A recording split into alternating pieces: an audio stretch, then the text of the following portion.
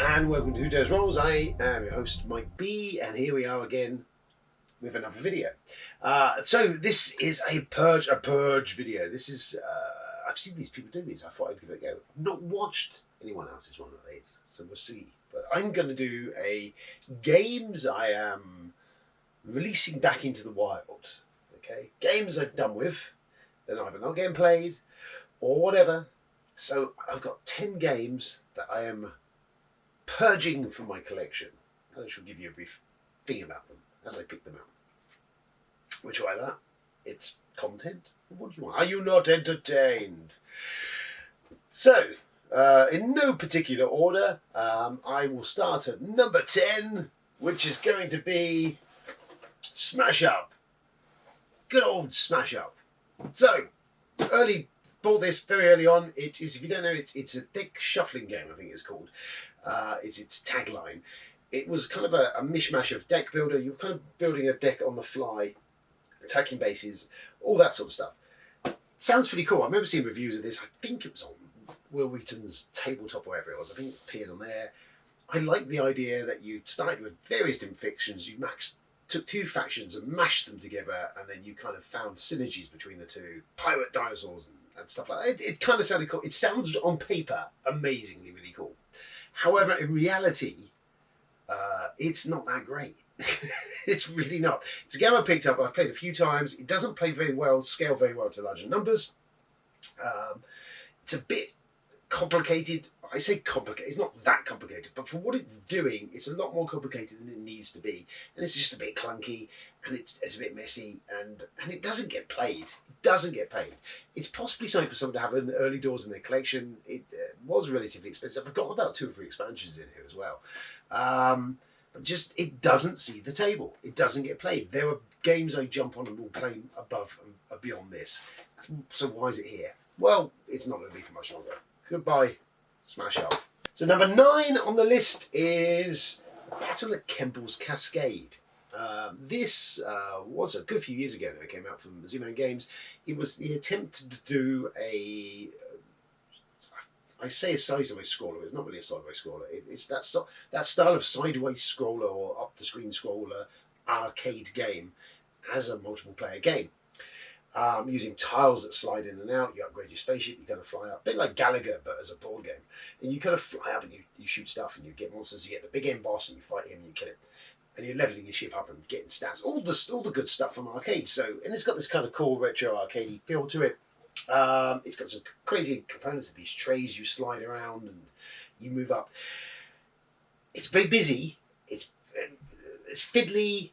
I've played this a couple of times, and I think the last time I played this resulted in a kerfuffle in the group of my then Friday night groups. Thereupon, I never spoke to Ben for about 6 months.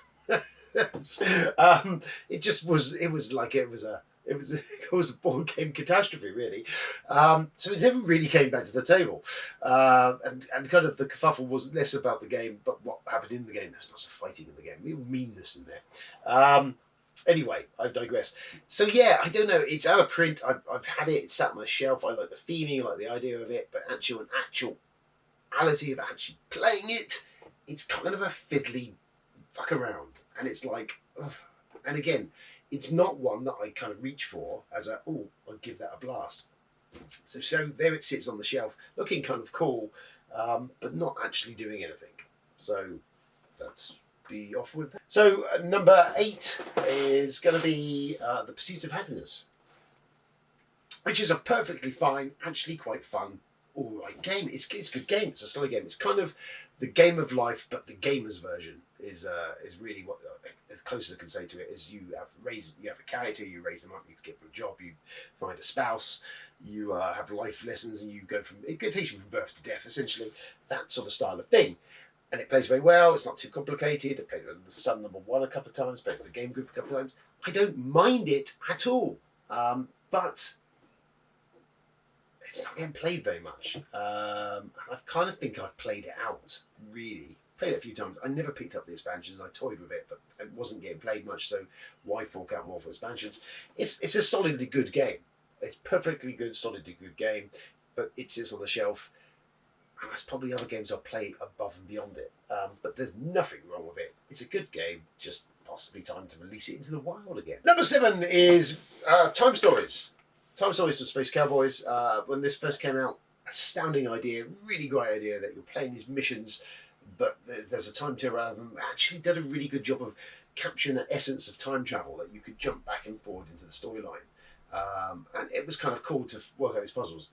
The intro puzzle, the game in this, I can't remember its actual title, something Asylum or something, was a really cracking, brilliant demo of all of the mechanics, all the stuff this system would promise. Of this puzzle elements and this cool cryptic clues and this time travel jump element and sort of dead ends and just a really well designed and fantastic experience, that base puzzle. And then I picked up a couple of the expansions, which are in here as well. And it never captured that joy of that first game. They kind of tried different mechanisms, which were fine, but none of it was as great as that very first inciting game. And having looked on BGG and spoken to people who played the other ones and had other versions of it and all that, was essentially, it never ever did capture that again, really. And they were all kind of lesser to that base game, which is a shame, because I really wanted to love Time Stories, and I did love Time Stories at the initial thing, and it just fell off the cliff in entertainment value. I kept hold of it because I was contemplating picking up the other ones and just trying them all out, but that's clearly not going to happen now, and they rebooted it, and that didn't seem to go very well. But Time Stories, it's a great concept and a great first game. It just kind of doesn't stay the course, and it sat there for no apparent reason. So next up is Rex, Final Days of the Empire. I believe this is now out of print. FFG, essentially what this is Dune, rethemed in the TIE universe, and a few tweaks to the mechanisms. I picked it up because I don't mind Twilight Imperium, but mainly because at the time Dune is out of print. You couldn't get hold of Dune for love nor money for years and years, decades. So this was the best bet you could get of picking up the game of Dune without breaking the bank. And it's okay, but there was something to do with when they rethemed it to, and I've gone for this many times, when they rethemed it, it doesn't quite work. The mechanisms grind together rather than smoothly dovetail. It just doesn't work. It's clunky. I don't know what it is, but it doesn't quite work. And I don't like the board's not a world, and there's stuff in it. It's a good game, and it is Dune as a game. But if you invested in the theme and you've played that game and you want that, it doesn't work in this version. Great game, quite nicely put together. Out of print, sadly. It's got some good mechanisms and stuff going on in there, and it's, that's all solidly sound and purrs away. Just the theming doesn't mesh with those mechanisms if you know Dune and have played Dune. So, and I've got Dune now. It's been reprinted, and there's multiple other Dune games coming. So I don't need this anymore. Someone else can have it and enjoy it. Next up is Near and Far from Mid-Raven Games. Again, a beautiful game, really well designed game. It's a storytelling game. I've played it a couple of times. I played the campaign, and the storybook element's got this kind of book that you open and you play on. It was one of the early games to sort of do that, and it's just a kind of cool, lackadaisical Ryan Luckett. I'm going to say it's Ryan Luckett, but it's his style of game. Its aesthetic looks very cool. It's got that style because he does all the art and design and everything of the whole thing, and it kind of purrs along in its kind of chill, sort of adventure-y sort of thing. It's again, I enjoyed it, but it's one of those that, whilst it does what it does, I don't know, it's not called me back to it. I enjoyed it the first couple of plays I've had of it, and I think we finished a campaign of it, or very nearly did. But it's not one that screamed to come back to the table. So you kind of left going, well, does it need to stay there? So the answer is probably not. So Near and Far, I'm going to pass that on. It's good fun. It's great and all that, but it just isn't seeing table space in time. Next up is Adrenaline from Chick Games Edition. This is first-person shooter as a board game, and again, it's kind of like actually a Euro, but somehow manages to turn it into that. You're like a little engine building, you're shooting, and it all does kind of cool stuff. and I've played it a few times and enjoy it. But it's I think something about the fact that it is a Euro more than a shooty game, and even though it is a shooty game, that dryness permeates just through the game, just enough. It's nothing wrong with it. It's a cracking little game. It's good fun. But maybe if I'm going to play all against all kind of fighty battle war game thing, then I might play the Wildlands or Herald Scout from Just Red or anything else, or just like a Do's of the Map game. It just, it's fine. It's okay. It's perfectly fine. It's just not coming to the table very often. So it's going to be the answer to a lot of this. Stuff is not coming to the table. Next up is Snowdonia. Says everyone. Well, this is my original version of Snowdonia. This is the second edition printing version of it. It's got a pile of the expansions already in it.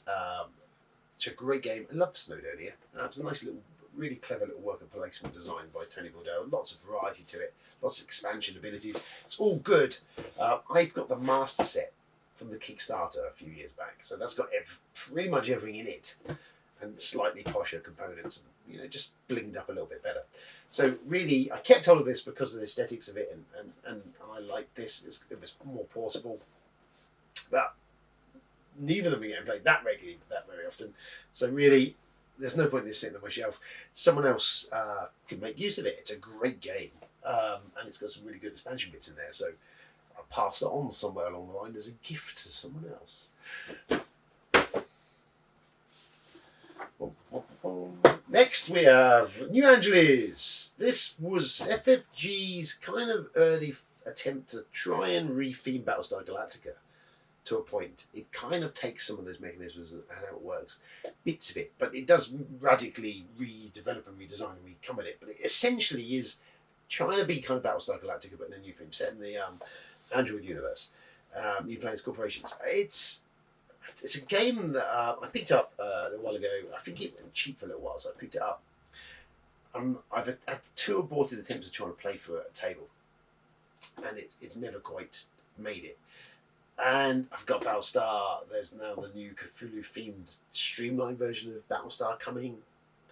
So it's that. If that is the case, this it didn't quite work. I quite like the Android universe and cyberpunky sort of tone of it, and this was kind of not doing anything terrible or wrong or bad. It just hasn't really. It's one of those. There's a bit of a rules overhead on it to teach first time out the gate and get playing, and it's just not seeing the table time. It's not getting it, and it's probably not really. If I'm going to go for a hidden traitor type game or something like Battlestar, I'll probably play that over this. There's a good chance I might well pick up the Cthulhu version of Battlestar anyway, potentially if it's a faster, leaner sort of version, which it's looking like. So this is kind of now redundant, really. It's sat there, it's not really doing anything. The chances, the odds of this now getting to the table seem even more unlikely. So time to say goodbye to New Angeles. Finally on the list, there we go, we've got Vengeance from Multiple Games. We love the idea of this, the theming of it. It's Kill Bill the ball game, essentially, kind of.